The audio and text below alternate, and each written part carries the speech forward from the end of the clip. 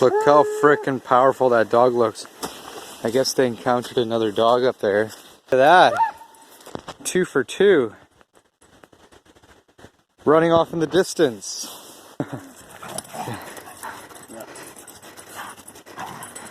Wow, you don't see that every day.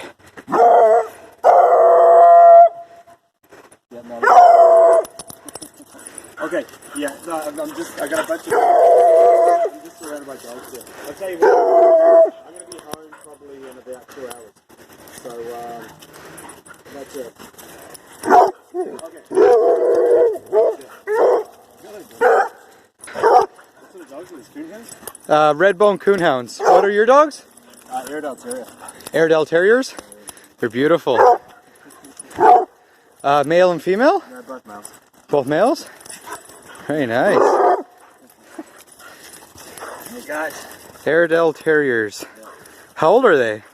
The Gus, he's the larger one, is 6. 6? And the smaller guy, Eddie, is 2. 2, okay. The big one for me is just about 14 months. Yeah. And the small one is just turning 12 months. Yeah, right. Yeah, so they're puppies. Yeah. Wow. Cool, man. Very beautiful, very beautiful. Go ahead, yeah. Perros, ven aquí. So that was a little bit of an interesting encounter. We usually just come out here on that little hillside so that they can do a little bit of running up and down. And this time they encountered 2 Airedale terriers, 2 males. They look very beautiful. Though there he goes. Rex, ven aquí!